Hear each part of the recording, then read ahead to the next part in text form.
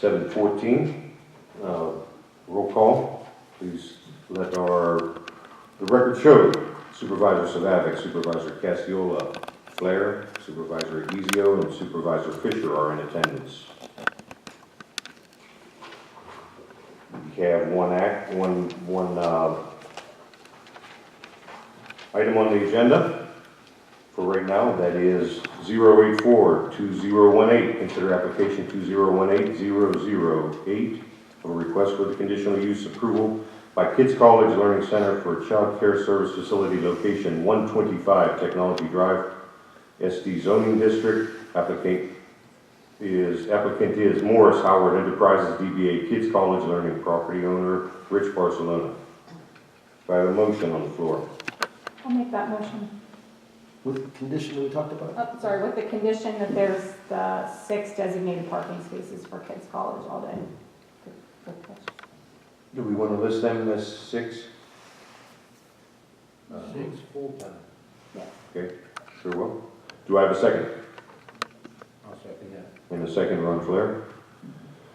Any further discussion? Nope. Maybe we have a vote. All those in favor signify by saying aye. Aye. Let the record show 5-0.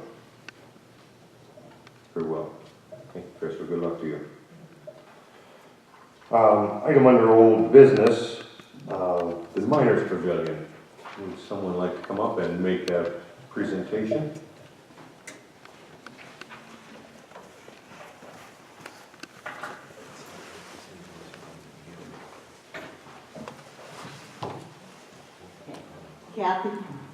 Kathy Pickford. I'm just a member of the Cecil Historical Society. And at this time, we request the approval of the Township Supervisors for the location and erection of a monument with engraved pavers around it, and hopefully soon thereafter, a small 2-foot wall to be set in the back in the vicinity of the Coal Miners Pavilion. The spot selected was decided on after many visits to the area to find the perfect spot, taking into consideration where the area floods. The kiosk was already erected thanks to the Boy Scout Troop 1369 of Cecil. The reason this spot was selected was that it was near the kiosk, and with that we can utilize that to put on information about the monument, but about the coal mines of Cecil Townships and the residents that work there. It being a short distance from the pavilion would allow the users of the pavilion some areas to set up games such as volleyball in the area close to the pavilion. My own personal feeling as a genealogist is that I don't want to see it all crammed into one spot. It makes a more serene atmosphere for anyone paying their respects. People may not want to walk over to the memorial if the pavilion has been rented out, and these miners suffered in working there every day and losing their life. They deserve a peaceful spot. It is important to be placed in an area where the pavers can go around it, as there will be information on both sides of the monument. We hope to include not only the names of the miners, but an etching of a coal miner, maybe a small map showing the location of the mine, and information about each of the mines. This is still to be decided on, but the pavers need to be placed at the same time as the monument, as Road Monument will be doing both things. The wall, we'd like to get permission for the wall, even though it probably won't go up until after the monument is completed. Rome Monument of Allegheny County has been selected. That's the one we would like to go with. And the access to get to them, for them to do the actual laying of the footer and everything, would be from the far end of the park. They would just come on the roadway down. From what I understand, Mr. Martinsik has talked with Mr. Barteroff about that. The names of the miners that are on the monument includes 258 miners, plus there will be a notation for the unnamed miner who perished in the coal mine of Cecil Township. The reason we're including the unnamed miner is some of these mines were opened in the early 1800s.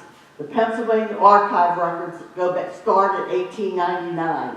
So we have some miners that died in 1892, 1893. I was able to find some information on them through newspapers.com and other coal mining websites. But my goal was to prove on paper that they actually died in the mine, either through a death certificate, the Pennsylvania Archives, or a newspaper clipping that talked about the accident. And I was able to get information for 232 of these miners. They're here, and I have them all in a book, so everybody can see their death certificates or the newspaper clipping on any particular miner. Its name's on there. The other ones are the ones I don't have proof of are the ones that died prior to newspaper clippings or died after 1972 because the PA archives don't go that far back. Though I do have a couple newer ones that I was able to get off of Ancestry.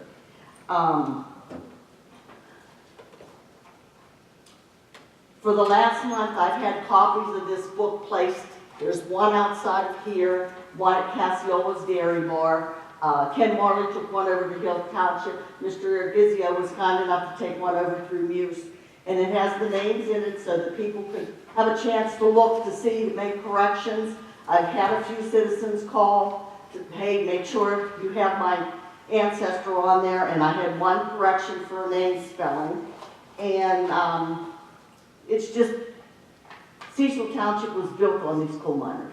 And this is the perfect way to tell them thank you for making Cecil Township what it is. Any questions? Very well, thank you.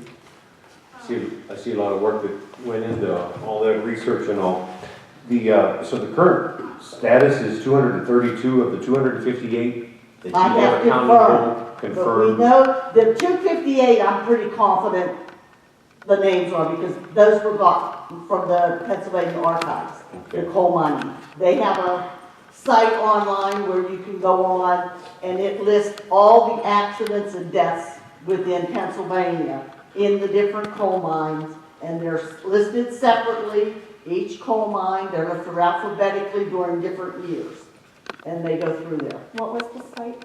It's Pennsylvania Archives, and then just tell it coal mining, and it narrows it down. And there's a section on there where you push, and it's for the anthracite mines and the bituminous. So, but they're mixed. The bituminous all started in 1899 and go to 1972. It's totally irrelevant, but my grandfather was killed, my great-grandmother was killed in the mine. Well, Not in Cecil Township, so But I was it'll be curious on to it. It look should it be up. on it. Yeah. It'll tell you their nationalities. They have, they were married or single. It will tell you what killed them. And yeah. How long will the construction take? I'm not sure of the construction. I guess my only concern is that path is used a lot for walking. Yes. So if we're having construction vehicles drive. Well, I don't think it'll be a lot of it. Once the footer's laid, and then it has to, you know, cook and bake or whatever you want to call it, it has to set. And then I imagine it'll only take a day for them to set the actual, because it's in 3 sections. Yeah, that's what he said, Yeah. it's the day after the footing is. Does it come all the way up, do the pavers come all the way up to the path? That I'm not sure, depends on how many pavers they completely sell. There are samples of the, would you like to bring it up so they can see it? Mr. Kurtzis. Cindy, I saw that, they showed a walkway of pavers and then surrounding the. Yeah, but what we put in, I guess they saw that So somewhere. these are the pavers? No, that's gonna be the actual That's one. what I thought. Okay, but the pavers are just brick. The pavers are, they're sections about this big, and then there's so many pavers on a section. So what happens, because I've seen pavers that with like wear and tear. I have to, and that was, I've been bringing that up every meeting. Yeah, because that area It floods a depends lot. on the quality of paver they buy, Okay, and how they do the actual engraving on them is what I was told. okay. So these are made specifically now to be actual pavers. Because they're gonna be walked on, but not I'm more consistent. concerned because like if it floods, I don't know if you saw the pavilion, but the pavilion was totally flooded and covered in debris. Mhm. So not that that happens regularly, but Yeah. if it happens enough, I would hate to see you spend a ton of money and then have it wash away. Or not wash away, but like, you know what I mean, so that you can't read them. Yeah, I think it would be more the acid rain, just the actual rainfall that would do that more than others. But I don't know how close they're planning on putting it to the actual, I know they picked that kind of like it's up on a little bit of a hill, so that way, if it floods, unless it's a big flood, it won't go up that high. Okay. The That other thing raises, too, if they don't, that's not gonna be salted. Some park areas that are actually open all the time, even in the winter, the sidewalks, they actually salt them to make them safe. Well, that's gonna be Yeah. shut down in the winter, so nobody's ever Yeah. gonna salt them anyway. Yeah.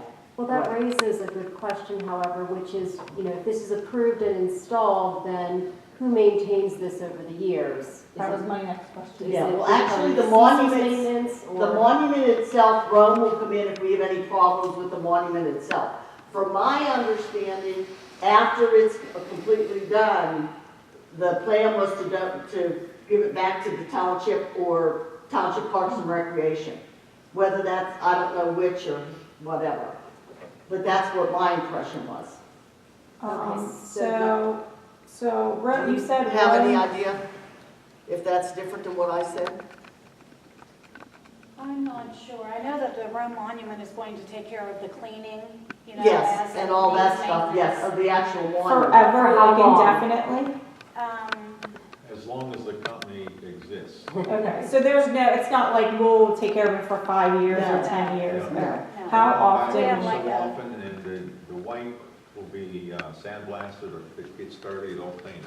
Oh, wow, okay. I guess I'm concerned most about the pavers, because I have, like I said, I have seen pavers that have been. Yes, I do destroyed. too. I go to Peter's Library a lot. Yeah, And theirs have all faded off, and they actually put a plaque in the foyer. in a very with the names short on it. period But of time. this company, I brought that up to the gentleman that was here from that, and he said these will not do that. Could we get some sort of documentation that, I just have concerns that if the township's taking it over, that if we're putting people, because what, Mr. Martinsik may have that. He's over in the board, in the zoning room meeting. oh, right. So he may have that for you today. Okay. Right, and Or if he be able to doesn't, I answer think that the board question. should get that. Yeah, I think we You should need look some at that. sort of documentation that we're not gonna be pulling out pavers and replacing them once a year. It's Okay. supposed to be high-tech brick and not subject to chipping or anything. It's And hard. Rome Monuments putting those in as Yes. well. Yes. I wanted to say one more thing too. In the design, where the pavers are, where they're named, the pavers that people have bought, they're going to be more towards the center. And the walkway, it's going to be designed that the outer ones will be blank, so that they're not walked on. So the ones that are named aren't walked on as much. So I guess, maybe for clarification, what names the names that are on the memorial are the ones Are the that, ones that actually died while they were in the coal mine or on coal mine property they were working. and Because there are a few that died of a heart attack while sitting eating lunch. right, But they were on duty at the mine, so I included them. okay. The pavers are for people, I have my grandfather that worked in the mine. Okay. So I bought a paver for my grandfather, and it will say his name, his year of birth, and his year of death. Have we made sure that we've advertised well enough so that everybody, Well, I think once we get the okay to have a monument put in, I think we can go more heavy on the advertising. But we wanted, because it was hard selling pavers when they haven't actually seen progress on the monument. So I think once they see the monument and know the pavers are going around, and I have plans to contact that In magazine for Ken and Millen. oh yeah, Since the last issue contained so many articles of Bethel Park and Peters Township, which isn't in Ken and Millen, I thought maybe they would do an article they probably would. on Cecil Township that is in Ken and Millen. You could probably get the Observer to do an Yes. article too, just to make sure. I did have a resident contact me, Mhm. about it, and I told them to reach out to Cecil Township Historical Society, that it wasn't the Board of Supervisors. Mhm. My concern, I guess, is that, if it's not well advertised, that people could come back at a later date. Can you add pavers after? We can add pavers, then we're getting extra pavers, and they will engrave them. And if we miss a name that wasn't in the archives, we'll be able to add a name to it too. I have a question. Yeah. Add a name to- Cindy, one more thing on those pavers though, and Kathy, I think we should make it clear, if the township eventually has to own this, it's gonna be on our property.